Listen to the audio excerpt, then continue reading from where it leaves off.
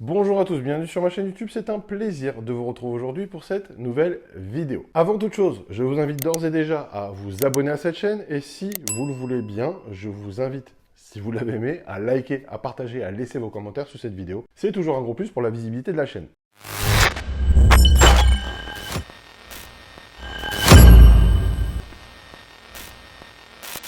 Alors aujourd'hui, nous allons parler du fameux BFR. Le BFR ou Blood Flow Restriction en anglais, autrement appelé entraînement par occlusion vasculaire en français, ça vraiment du rêve, est une méthode d'entraînement qui consiste à créer ce que l'on appelle une ischémie au sein des muscles, ce qui signifie une diminution du retour sanguin au sein des muscles et qui génère un manque d'oxygène au sein de ceux-ci, ce qu'on appelle hypoxie, ce qui a pour conséquence d'augmenter tout simplement le stress au sein des muscles que l'on travaille et ce qui accélère la fatigue musculaire. Cette ischémie est dans le cadre du BFR générée par l'application d'une sorte de garrot que l'on appelle dans ce cas bande d'occlusion vasculaire posée à la base d'un muscle et serrée de manière à restreindre le retour sanguin veineux sans pour autant bloquer la circulation. Il est donc important de ne pas serrer à outrance le garrot lorsqu'on pratique le BFR pour des raisons évidente. Cette technique a été inventée par Sato en 1966, qu'il a tout simplement mise au point suite au fait qu'il a remarqué qu'après avoir été agenouillé pendant une longue période, ses mollets ont reçu un fort afflux sanguin similaire à une congestion après un entraînement spécifique. Il a donc par la suite développé sa méthode d'entraînement basée sur l'occlusion vasculaire et le travail avec des charges pour arriver à la méthode actuelle. Depuis sa création, un certain nombre d'études ont été réalisées et ont démontré que l'entraînement en ischémie avec des charges comprises aux alentours de 20 à 30% du maxi donnait des résultats similaires ou quasi similaires aux résultats que l'on peut obtenir lors d'un training classique avec des charges beaucoup plus lourdes égales à 80% du maxi.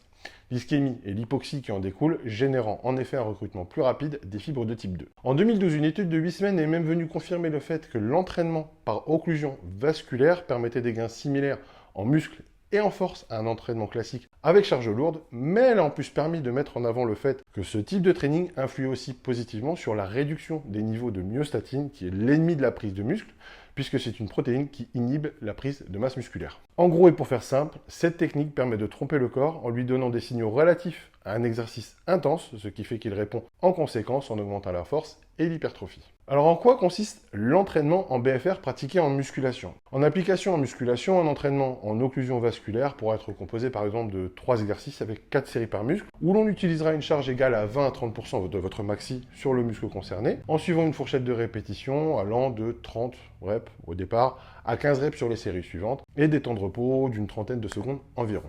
Pour augmenter la difficulté, on peut aussi ralentir un peu le mouvement et passer de 2 à 4 secondes sur la phase concentrique et idem sur la phase excentrique en ajoutant une petite pause d'1 à 2 secondes en isométrie sur le pic de contraction du mouvement. Si vous suivez bien ces consignes, vous allez sentir que la dernière série est intense car le sang cumulé dans le muscle aura généré une congestion très forte. Alors vu comme ça, effectivement, on a l'impression d'être face à une méthode révolutionnaire et absolument géniale. Moins de charge, donc moins de risque de blessure, séance globalement plus facile et résultats qui semblent garantis. Mais hélas, la plupart des études sur le sujet ont des limites, car elles ont pour la plupart été faites sur des débutants ou des personnes âgées, donc des personnes non entraînées ou quasi pas entraînées du tout. Et on le sait, lorsqu'on ne pratique pas la musculation ou qu'on est débutant, la moindre stimulation générera une réponse d'adaptation et donc une hypertrophie et prise de force. Cela permet de relativiser quant à la réelle propension du BFR à faire évoluer un pratiquant intermédiaire ou expérimenté, car en effet, dans ces cas particuliers, la possibilité de progression sera faible, voire quasi nulle. En effet, passé un certain niveau de pratique, le niveau de force est tel que les dommages infligés aux muscles via un entraînement classique avec charge lourde sera toujours supérieur aux dommages infligés par des charges légères, et ce, même sous occlusion. Et qui dit traumatisme supérieur, dit hypertrophie supérieure. Peut-on dire que le BFR est inutile pour autant? Non, car il peut trouver son utilité dans certains cas de figure. Chez les débutants qui peuvent en tirer avantage car leurs muscles ne sont pas encore habitués à des charges conséquentes et à des stimuli plus violents. Chez les personnes blessées dans le cadre d'une rééducation, le BFR permettra en effet de reprendre de la force sans pour autant soulever des charges lourdes qui pourraient être impossibles ou risquées à manipuler dans le cadre d'une rééducation. Chez les personnes âgées qui ne peuvent pas non plus manipuler de lourdes charges et qui peuvent bénéficier de ce genre de pratique, parce qu'avec l'âge, il est connu que la masse musculaire s'atrophie, et qu'en plus, il est plus dur de prendre de la masse musculaire au fur et à mesure que l'on vieillit. Pour les pratiquants chevronnés, vous pourrez aussi de temps à autre l'utiliser pour varier un petit peu vos sensations pendant le training, avoir une stimulation différente.